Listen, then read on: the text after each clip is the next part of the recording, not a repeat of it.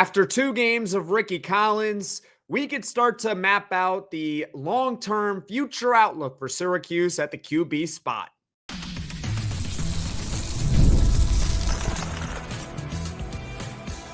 You are Locked On Syracuse, your daily podcast on the Syracuse Orange. Part of the Locked On Podcast Network, your team every day. Hello, everyone, and welcome in a Locked On Syracuse.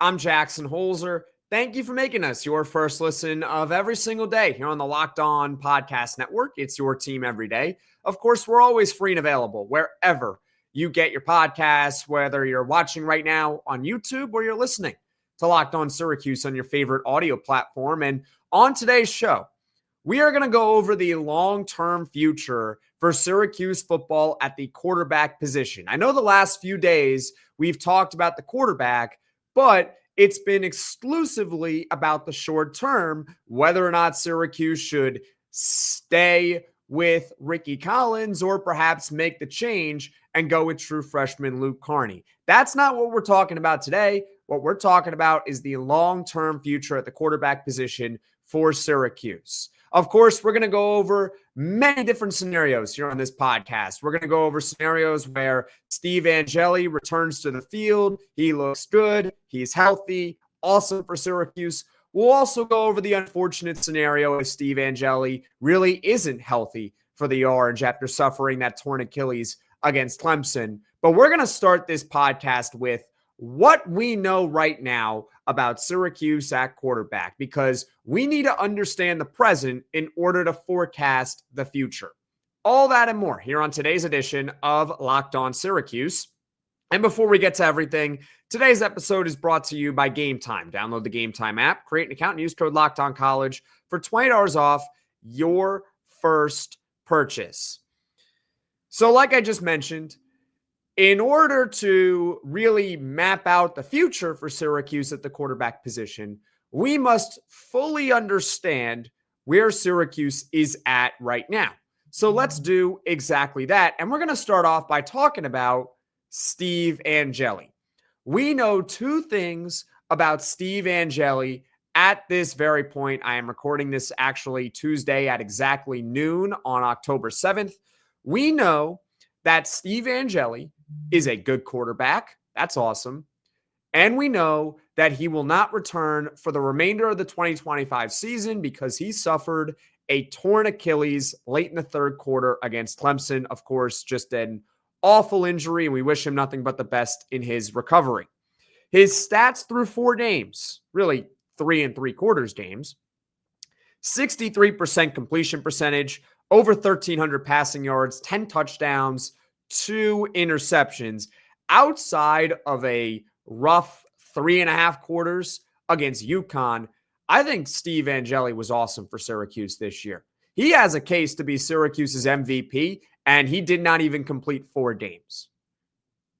That's how good he was and how much this team has really suffered since that injury against Clemson. Now, we also know that Steve Angeli did have surgery to repair the torn Achilles, and according to Steve Angeli himself and multiple reports out there, it seems like the surgery went pretty well for the quarterback of Syracuse. And the Orange, according to multiple reports out there, they are targeting a spring return for Steve Angeli. That is possible. One example that comes to mind off the top of my head, I know it's not college, it's the NFL. But Cam Akers returned in the same year. He got hurt in, I believe, very early in training camp, or it might have been late in training camp. Not exactly sure, but he came back for the playoff run for the Rams a few years ago. That was only about 5 to 6 months of recovery from that torn Achilles that he suffered. So targeting a spring return for Steve Angeli in this day and age with the technology nowadays is very possible. And that is an optimistic sign for all of us as Syracuse fans. And of course, for Steve Angeli himself personally, I'm sure it's killing him that he cannot be on the field right now for this team, because we know that he can help this team win games. Obviously, he really does influence them. He was the starting quarterback for a reason, right? What else do we know about right now? We know that Rickie Collins It's only been 2 games, but we know that Rickie Collins is not very good. There is a reason why Fran Brown went out and got Steve Angeli in the spring transfer portal window, which has been documented plenty of times here now on Locked On Syracuse. So I don't want to go too much in the short term here, but I may have mentioned this when I originally brought up this idea of talking about the long-term answer at quarterback for Syracuse, about how I was really hoping that Rickie Collins was going to be fantastic in these 2 games, or at minimum, he was going to be pretty good, and that you could see hope and that you could see future for the rest of the season for 6 games. I was really, really hoping that he was going to do well, and that ultimately the Orange would have a very difficult decision to make for the 2026 starting quarterback. Rickie Collins plays well. Should they just give it to him for 2026? Or do they give the job back to Steve Angeli? That's what I like to call a really good problem to have, because you have 2 highly capable quarterbacks on your roster, and you really can't go wrong with either decision. But unfortunately, despite what Pro Football Focus may tell you, Rickie Collins is not very good. And so at this point in time right now, granted, it's only been 2 games, he does technically have time to turn it around.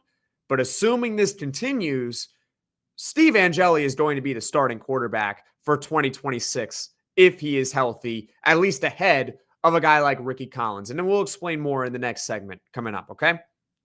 But number 3 of what we know right now about Syracuse's quarterback room is beyond just Steve Angeli and Rickie Collins. There are plenty of quarterback prospects that are waiting in the wings for their opportunity.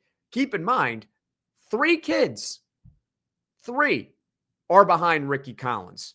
You got a redshirt freshman in Jakhari Williams. You have currently the backup in Luke Carney. And you also have a true freshman in Rich Bellin. I should also have said that Luke Carney, in case you don't know, is a true freshman. And beyond that, Syracuse does have a quarterback committed to the program in its recruiting class of 2026, a 3-star out of North Carolina from Charlotte, I believe, in Zayd Lott. Now, not all of those guys that I mentioned are going to get their opportunity with Syracuse. And I would say in the non-portal era, this would be awesome, because they would have a lot of quarterbacks that would be developing, figuring out how to play college football before truly being thrown into the fire. Some of them would still probably not get an opportunity. But in the age of the portal, you know that you're not going to be able to keep everyone. So it is inevitable, even though we don't know this to be 100% sure, it is inevitable that some of the guys that we have mentioned on this podcast, I don't know who, are going to transfer out of this program. Unless they're content with being the 3rd or 4th string quarterback for their entire career, which I doubt, but maybe. You never know. There are other factors for wanting to stay at Syracuse. Maybe it's education. Maybe it's family reasons. We don't know for sure.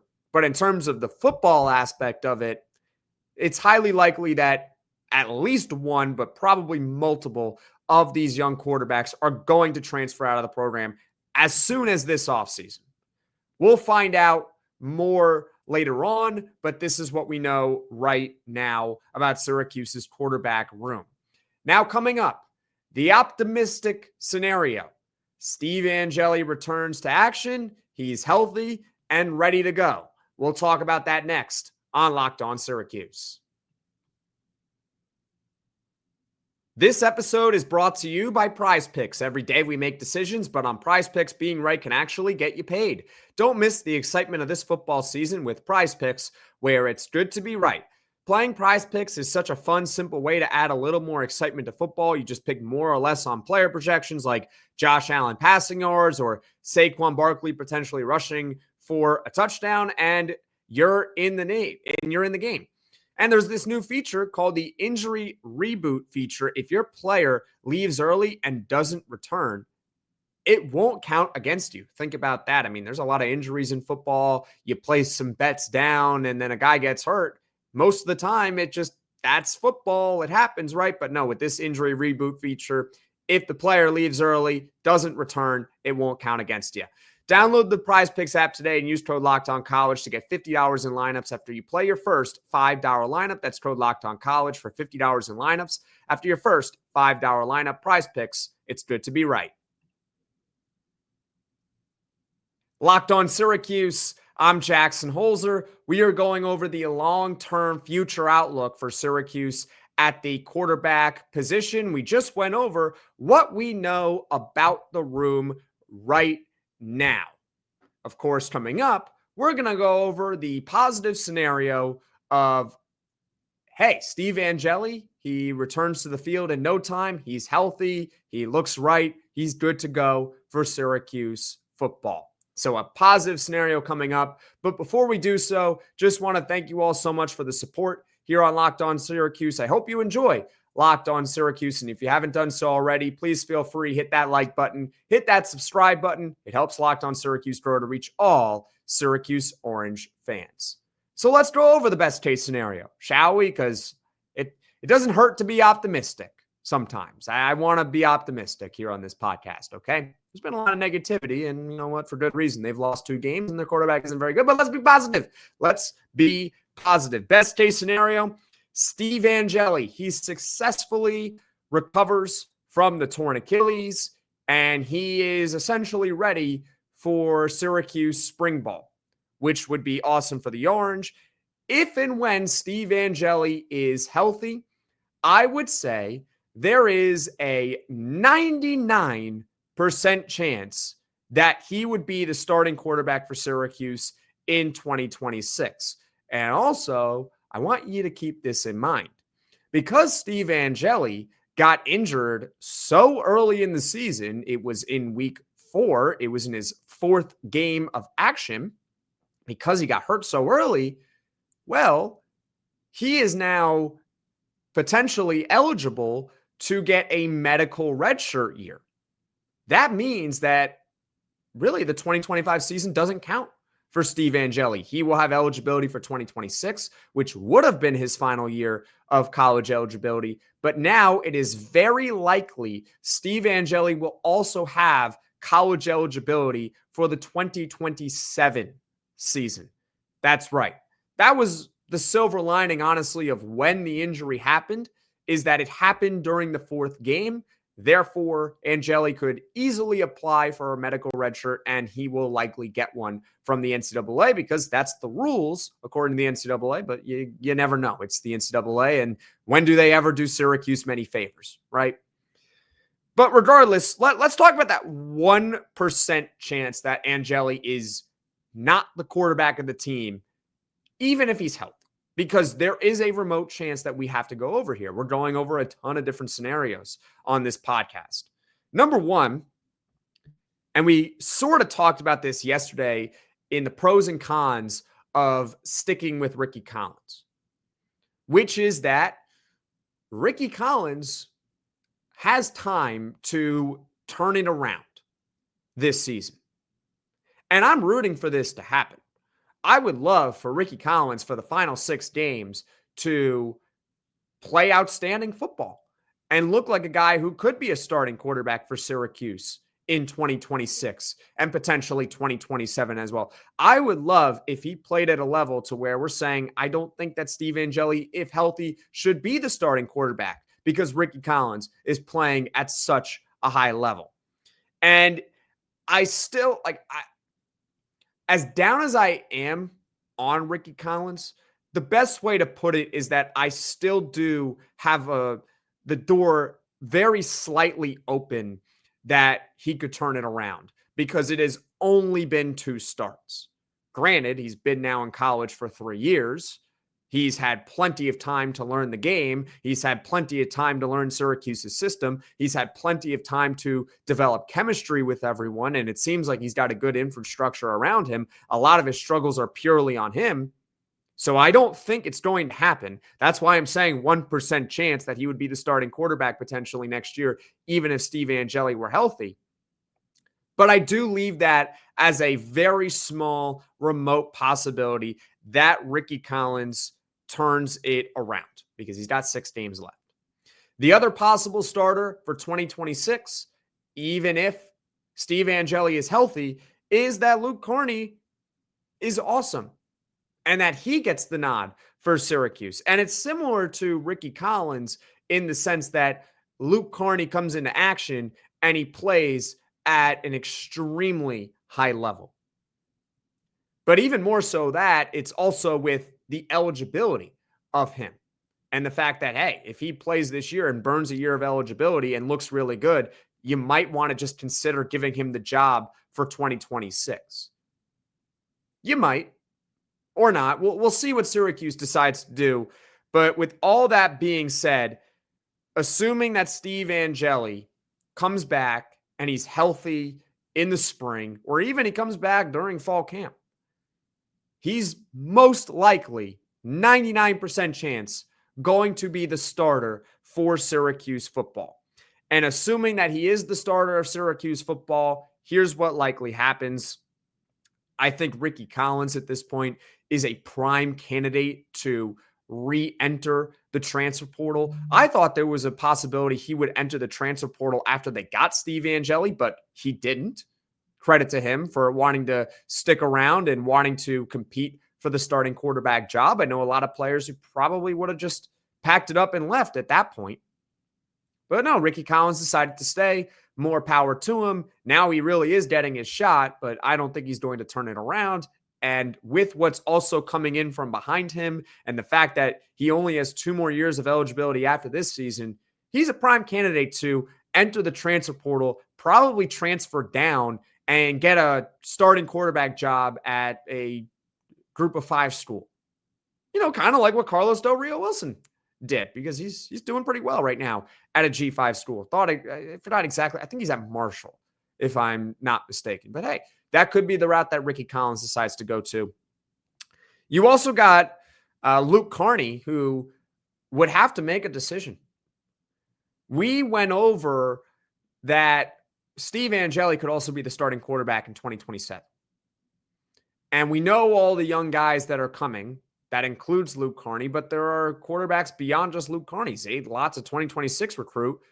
They also have a recruit for 2027, even though that's a long ways away, but they do have one, I think by the name of Justin Dixon, if I am not mistaken.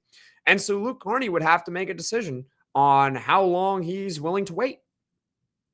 If he's willing to wait a couple of more years to be the starting quarterback because Steve Angeli got hurt, more power to him. If he decides to transfer because he wants an opportunity at some point to be a starting quarterback, more power to him. Either way, he would have a decision to make, assuming Steve Angeli is the starting quarterback. Odds are, I believe that Rickie Collins would transfer. Luke Carney would stay at least for 1 more year, and then we would reevaluate after the 2026 season. Because at this point, I think it's fairly likely, I think it's highly likely that the backup quarterback for Syracuse in 2026 will be Luke Carney.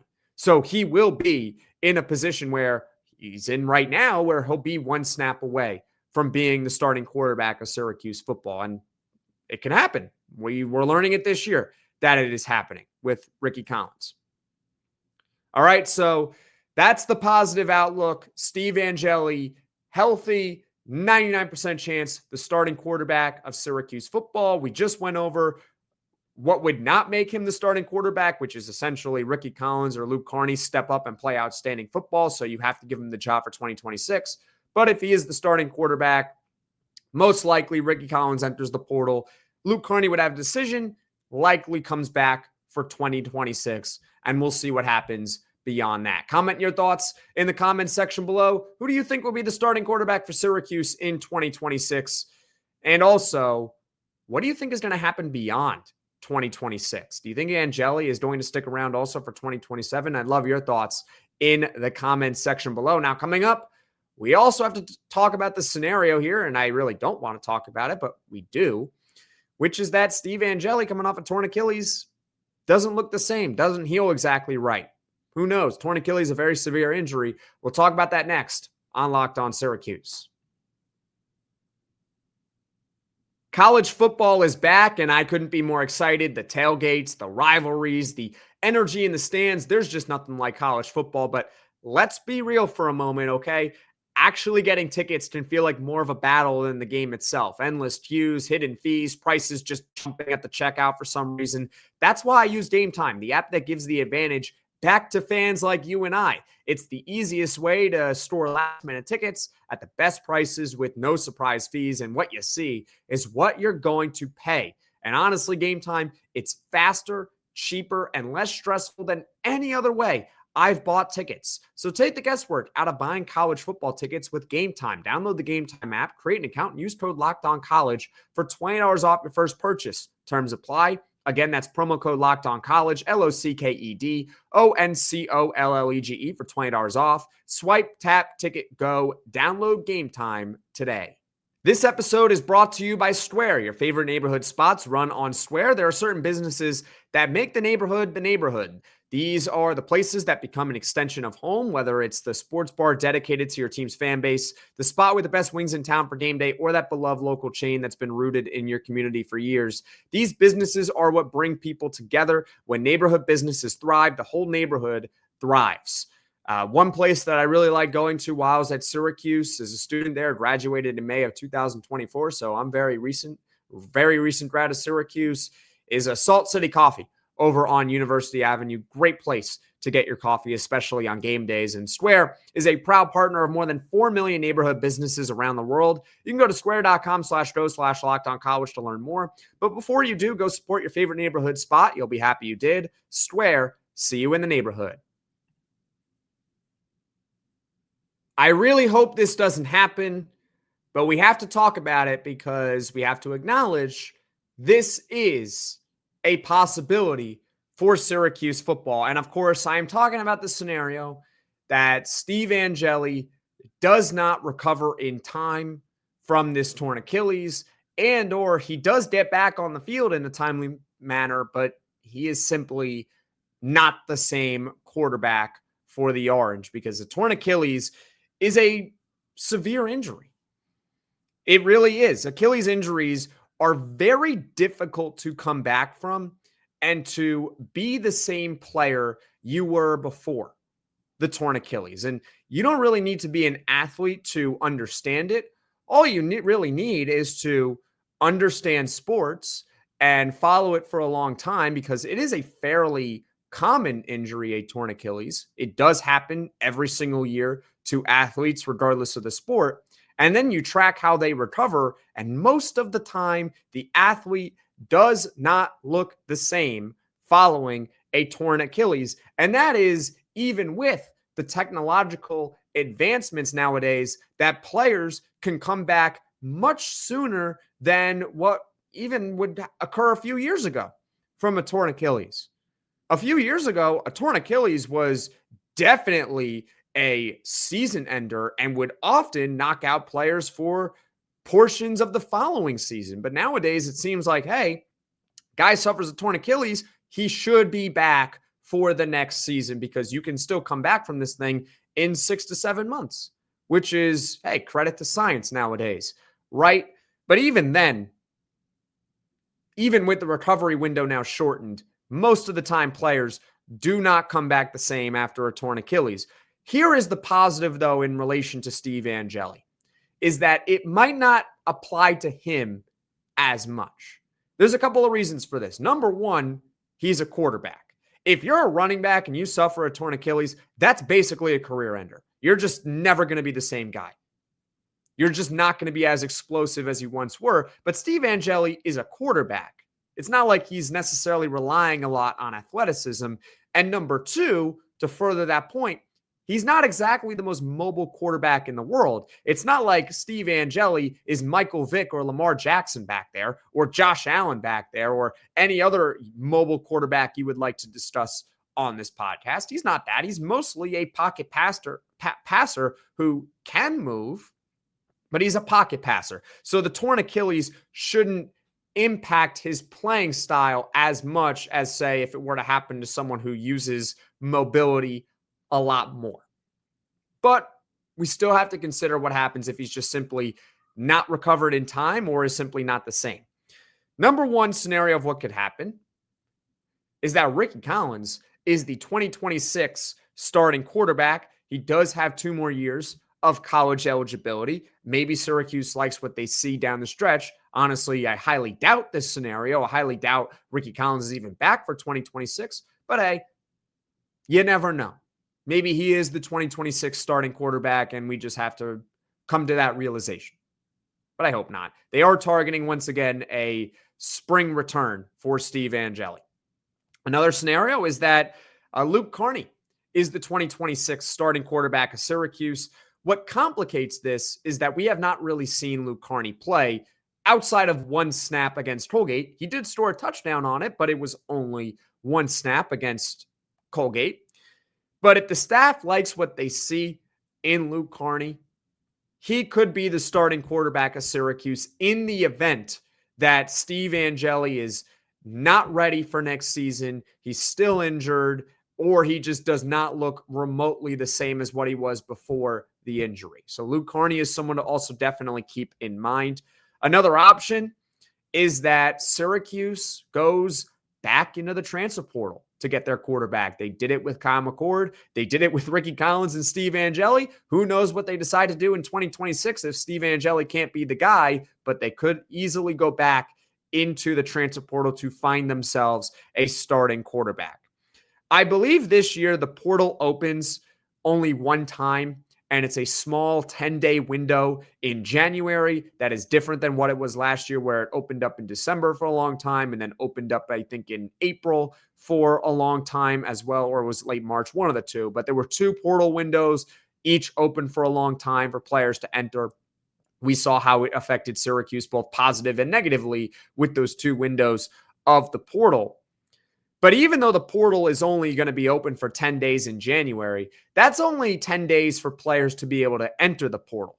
Players don't have to actually commit during that 10-day window. They can essentially commit whenever they want. And we always have this discussion on Locked On Syracuse because it's important that we continue to have this conversation about the portal in the portal era. And so that everyone can understand exactly what goes in and what can go out of the portal itself, right? We don't necessarily know who is going to be in the portal this year. In fact, we really don't know who is going to be in the portal. There are candidates. There are almost always surprises.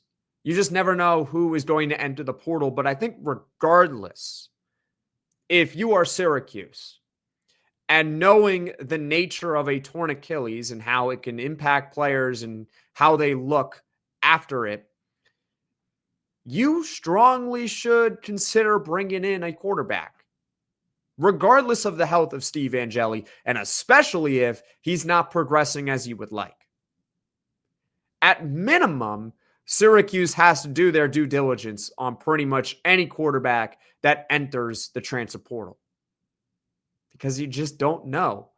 That's the frustrating part about it.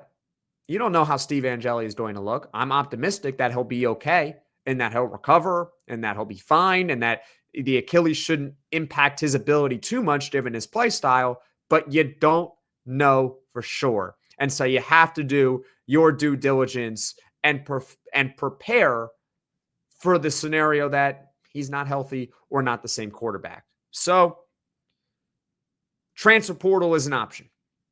And finally, I'm going to mention this name because a lot of people on this show have commented about him, asking about him. What's the deal with him? So let's talk about him.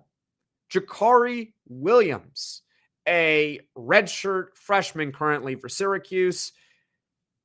I honestly do not think that Jakhari Williams will really ever get an opportunity with Syracuse football to be their starting quarterback.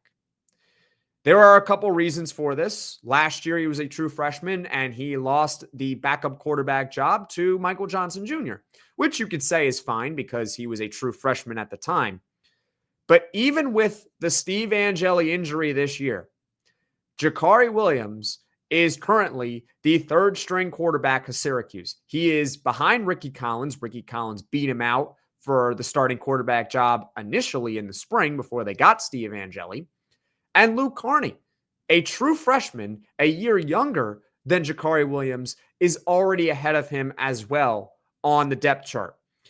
And to top it all off, about why I believe Jakhari Williams is just not really going to get an opportunity with Syracuse, and that the staff, I don't think, thinks that highly of him, is because we have gone over the eligibility factor with Luke Carney and how you want to ideally preserve that year of eligibility if you can.